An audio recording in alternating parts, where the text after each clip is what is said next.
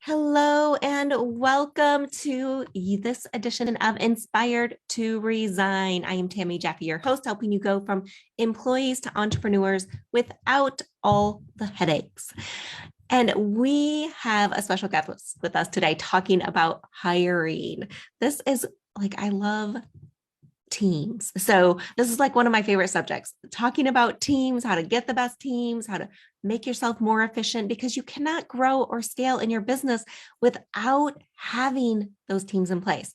But it doesn't mean you start off with a team. It doesn't mean that you go out and hire 1 million people right away. So we're going to talk about some of those key aspects in getting started.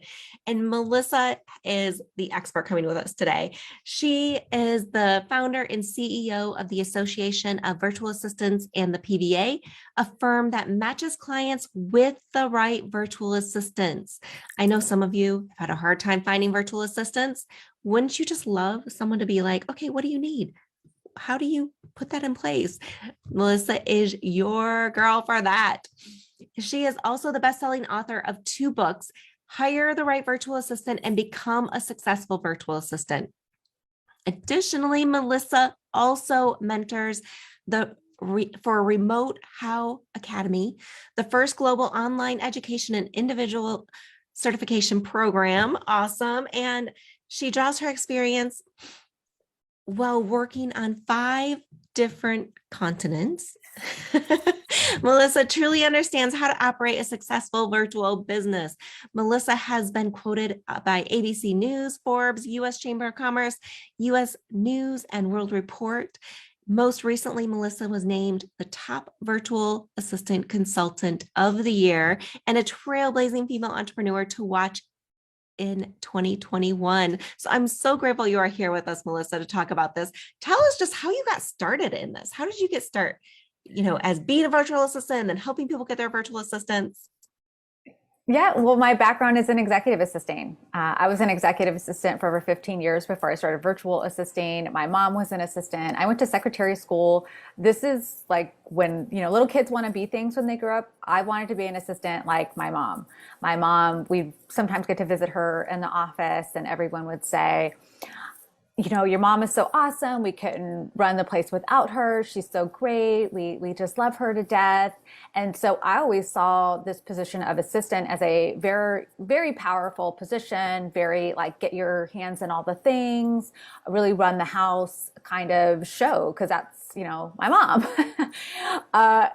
Funny note though, is my mom was also a real saint. So it was just a few years ago. We were passing by this company in California. That's where I was born and raised. And I said, Mom, could you imagine if you still worked for that company? Oh my gosh, like the stock options or whatever else. And she said, I hated that company. She's like, I would never have wanted to work with them. And I looked over at her. We were driving in the car and I looked over and to hear my mom say that she hated something or that she disliked something is just not who she is. So it led me to have other questions. And I said, but I thought you loved every job you ever had. And she said, oh no, there was so many terrible jobs that I had.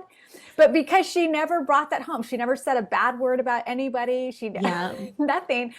I thought I want to grow up to be like my mom, who never has a job that she doesn't love. And this is the way to do it, to be an assistant.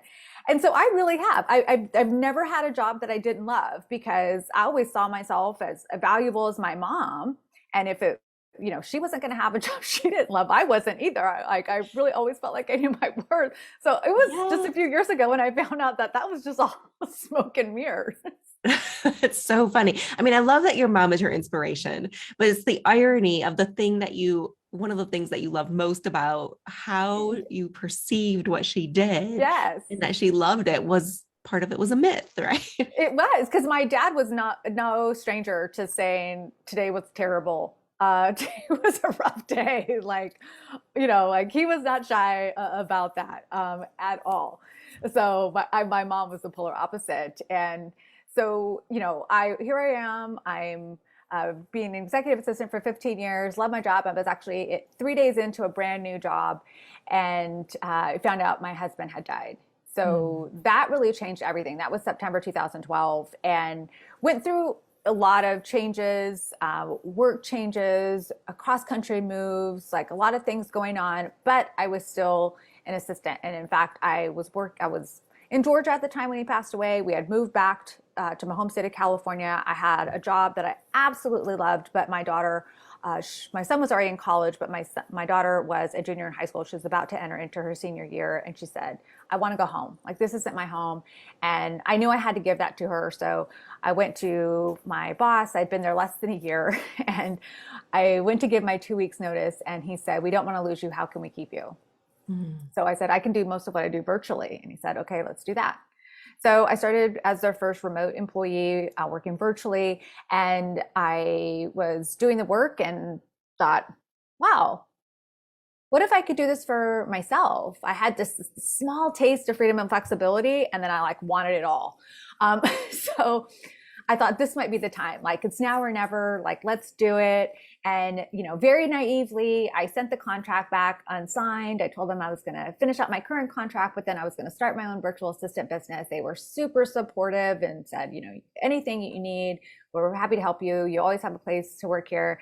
And then I started my own virtual assistant business. And as someone who never said that they would never start their own business and had no experience starting their own business and had no idea what I was doing, it was not going well. It is a joke I can only laugh about now.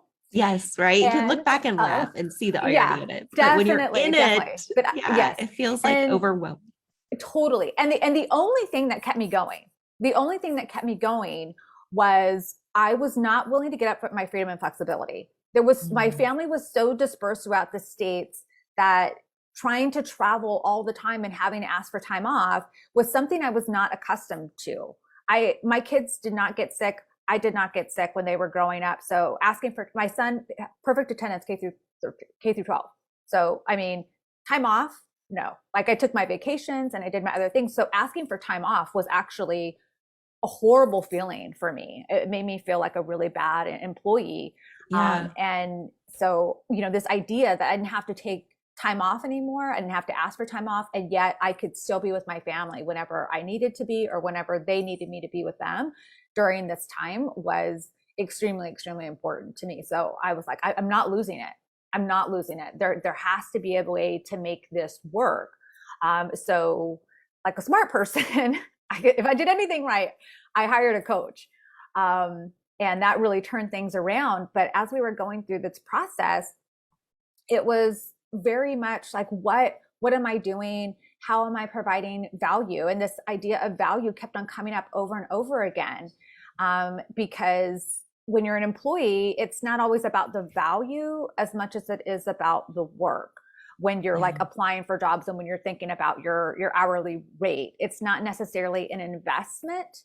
It is a paid position that needs to be filled, right? It's a different mindset to go from employee to business owner. And so creating that value becomes something new. At least it was for me. And so the coach really helped me determine those things, and it was going really great. I was doing a lot of networking, meeting a lot of people, educating them on virtual assistants, what we do, how we could help them. And at the end of the conversations, I'd always say, great, can I hire you? And I would say no. And they would look at me like I was crazy. But I would just tell them I'm not that type of VA. They would say, well, where does one find that type of VA? And I thought, gosh, I know tons of people. So I began making introductions like that for about a year. And then one day I had this light bulb moment and I thought, I wonder if someone would pay me to do this. Would someone find value in this? So I tried it and they did. And I thought, perfect. This is what I'm going to do from now on. I wrote a book on the subject. And that is, that's it. And that's a place where I the rest is history. Landed. Yeah. And I just loved it. And again, there's so many parts to that, you just work through as a business owner. But I think, having that coach along the way was super instrumental, because I wouldn't have made it that far if I didn't have a coach, because I needed to make money to make it that far to get to the next thing. I was doing well as an assistant.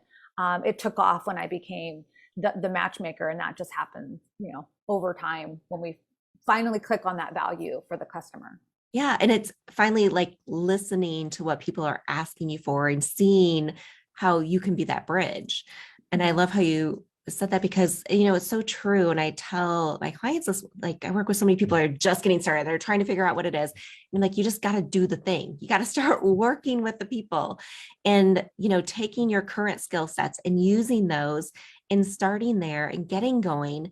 And then as you get going, something happens along the way. And it's like, oh, hey, we need someone to do this, or could you help us with that? And you're like, and there's many times where, like you said, you're like, I'm not the VA, I'm not the person for you. I'm not gonna, help you with that. And you can connect them with other people. And there's times when you do need to know what that boundary is and say no. And there's other times that you see it as, what is this opportunity being presented to me?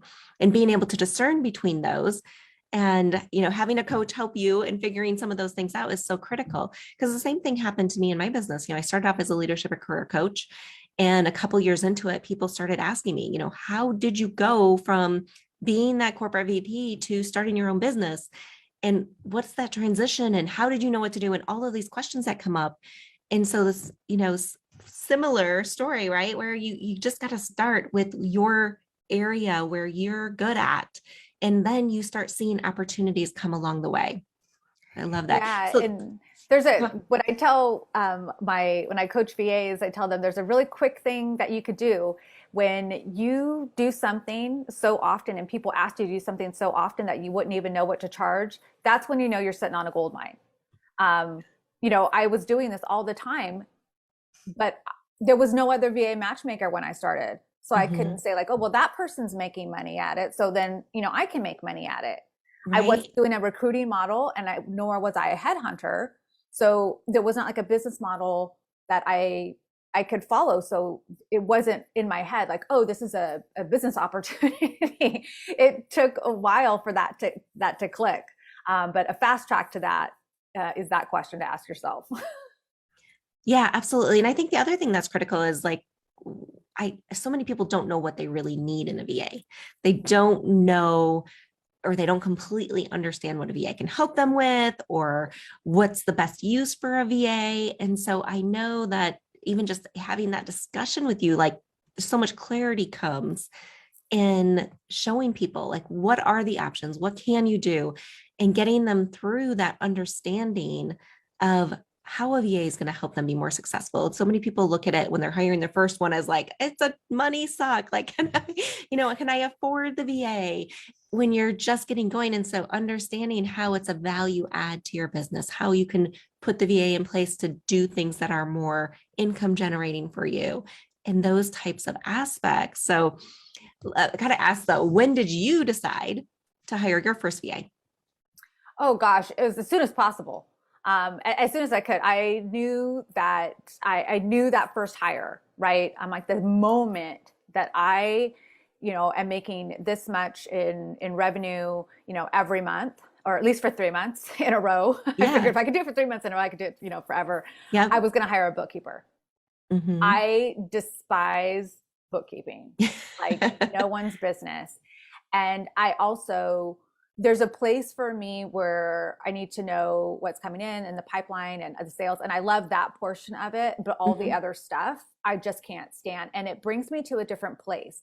And I'm not disconnected from my money. My bookkeeper doesn't pay the bills. She puts them all in order. She makes everything right so that I can send them off, quarterly and for my taxes and, all that kind of stuff. She places all the invoices and categorizes them, everything like that. But I still pay my bills. I'm not disconnected from my money, but doing all those other things, especially in the beginning, put me in a different frame of mind. That was not a good space for me to be when I'm constantly, out there selling and trying to drum up business. And, that's not a thing for everybody. That's not everyone's, Achilles heel or anything like that. But for me, it was.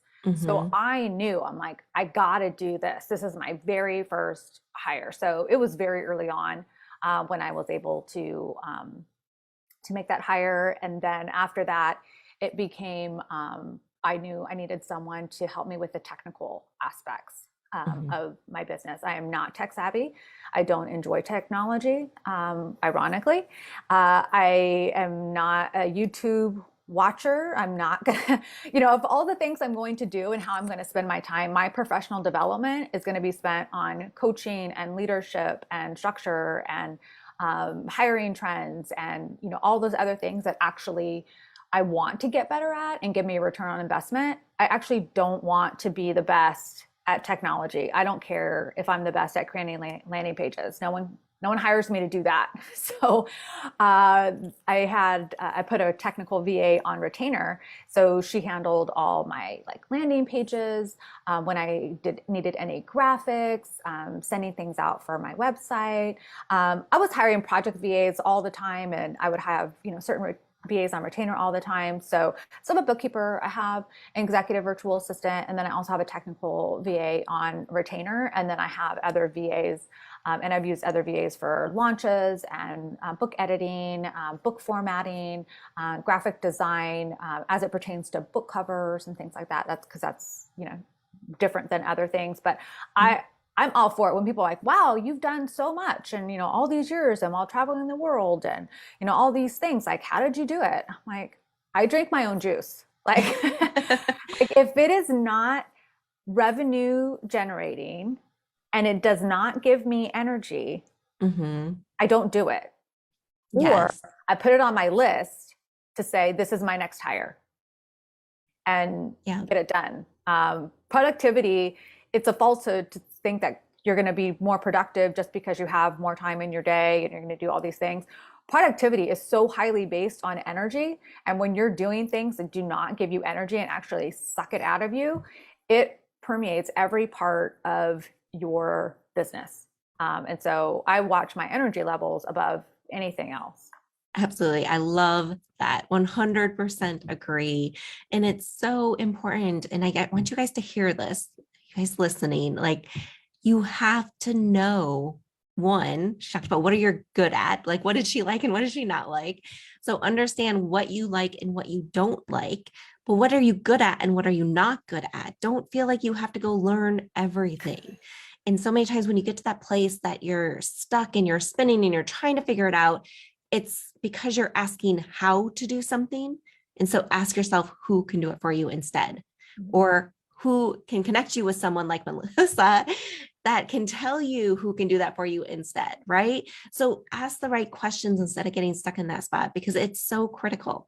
I mean, this is one of the most important things when you're growing your business is having the right team in place. And I love how you shared, Melissa, that you had someone for your book and you had someone for digital and you had someone for, all of these different aspects, because you can't expect one person to be all things. That's right. I think a lot of people think they're going to go out and hire one VA and they're going to do the tech and they're going to write the copy and they're going to do the digital. And if you find that one unicorn, they're like one in a million. Normally you are looking for someone like specifically for that one thing, or they may be good at a few things, but to find like someone who's on the technical side and the copywriting side and the digital, like those are very different skill sets. So know what you're looking for when you go out and look for someone. Absolutely. So when you hear someone's like avoiding hiring, they're like, I can't do it. I'm trying to run this lean company. What would you say to them? I would say that's the biggest falsehood that people have bought into, that lean means less. Lean does not mean less. Lean means that you know where you're spending every dollar and you know the investment that you're going to get for every dollar that is spent. There are a lot of different costs of business that each of us have to pay depending on our business model. You're not lean if you don't pay it. You're not compliant, right?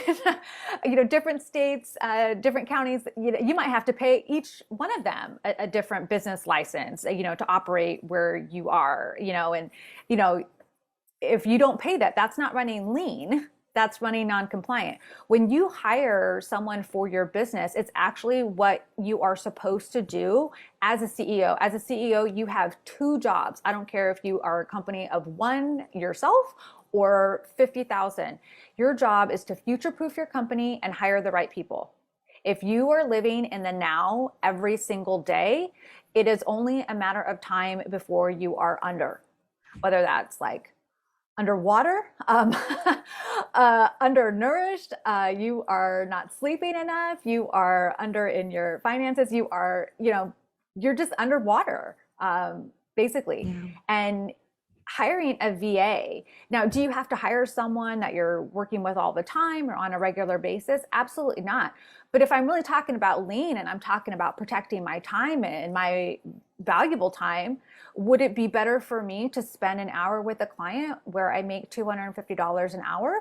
Or should I spend my time learning something for an hour that now I have to go and implement?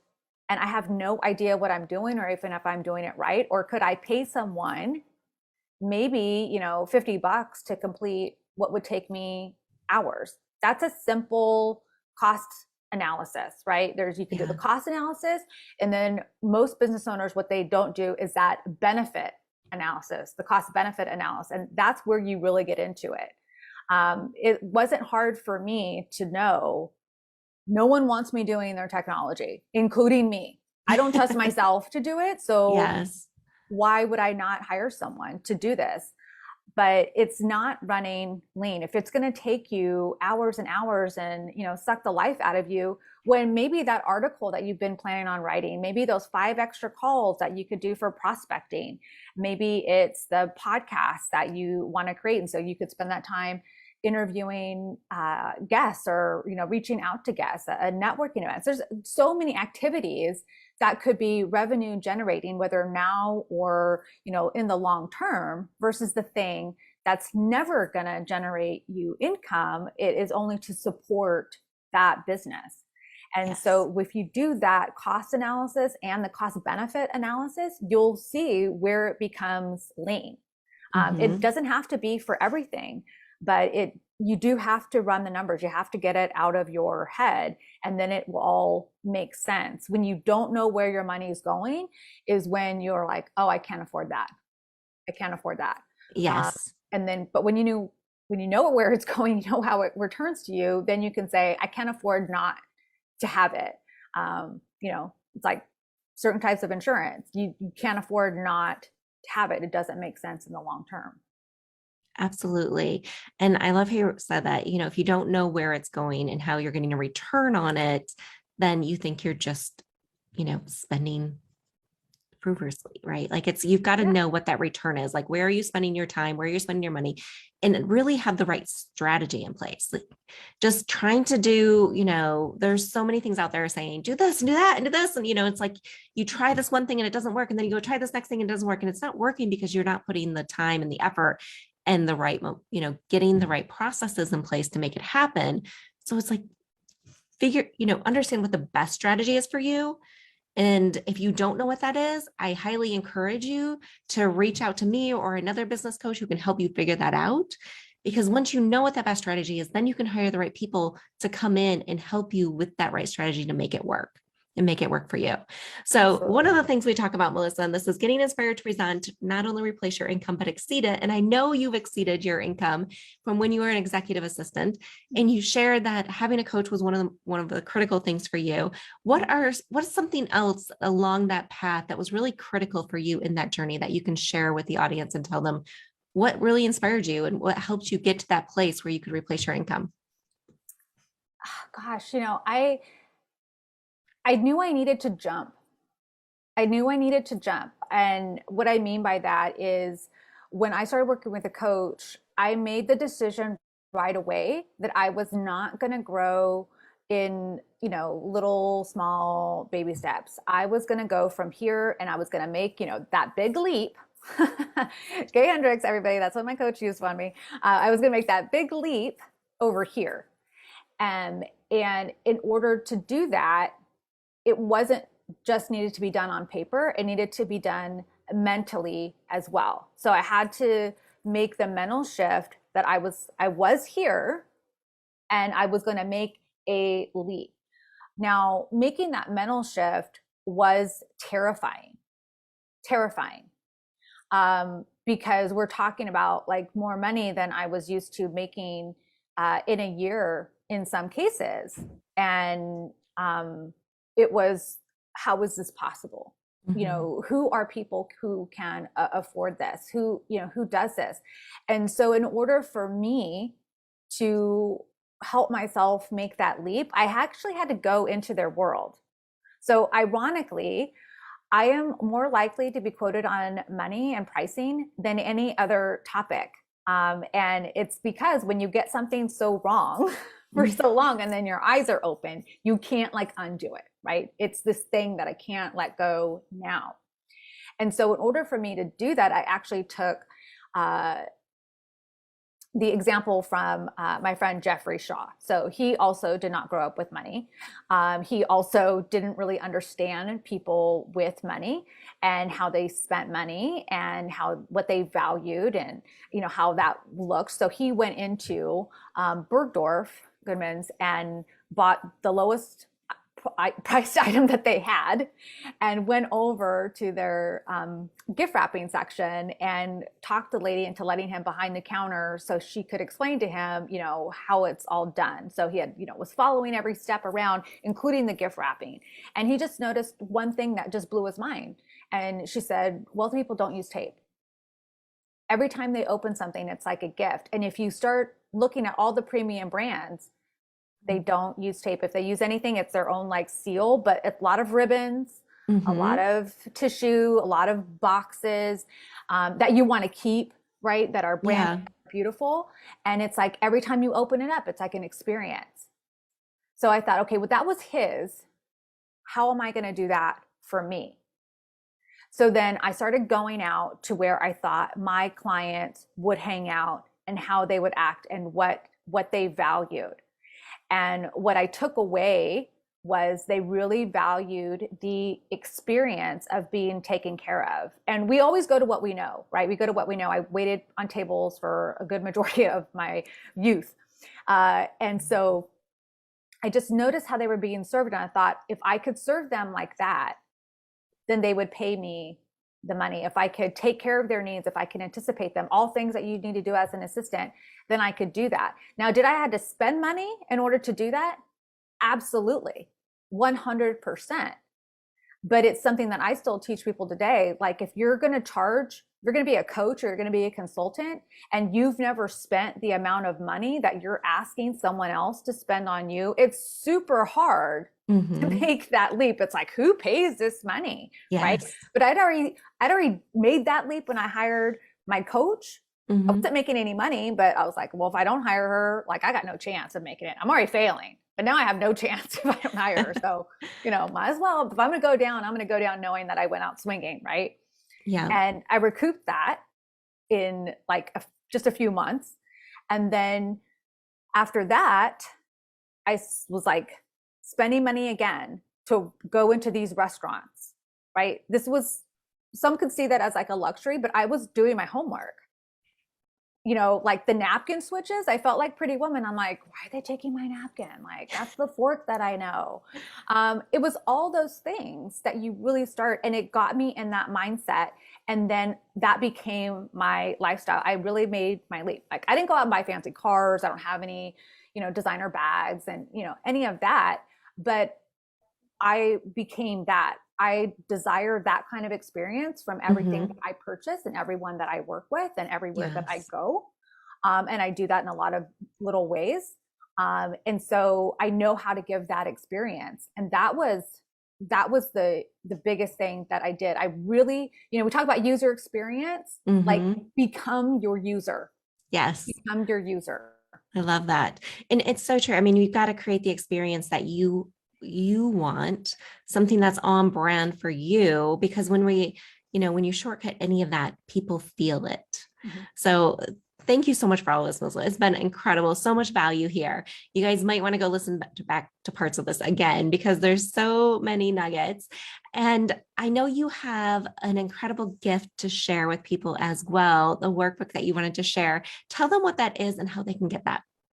Sure. So, my mission is just that everyone who wants to hire the right virtual assistant has the opportunity to do so. So, I have given you my complete step by step process in the workbook. It's what allows me to have a 98% successful match rate. And many of my clients have been working with their VAs for 4, 5, 6 years. So, we're talking a really great retention rate as well. And I start with the top 10 reasons why you would hire a VA and go all the way through into how you would let a VA go. This is, once you go through it, you'll be able to get really clear on asking yourself the right questions, how this person is going to make the best impact on your business and how they're going to be able to grow with you both now and in the future, whether you want to hire a project, whether you want to hire an intern.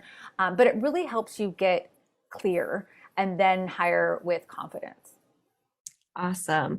So you guys go grab that. We will be posting the link to that in the comments right after as well. So you can just click on the link and grab that.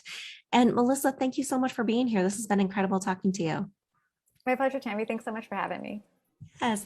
All right, guys, go out and think about who you need to hire next. Who is that next hire? And let us know in the comments, because we want to know, what have you been like saying, okay, if I just have someone do this, or you're spending all this time over here and not getting done the parts of your business that you need to do yourself. What are those things? Who are the people you're thinking about hiring next? Post it in the comments so we can see and send you some good advice to find the right people. Melissa can help you out with that if you need some help. So we will see you guys next week. Have an incredible day.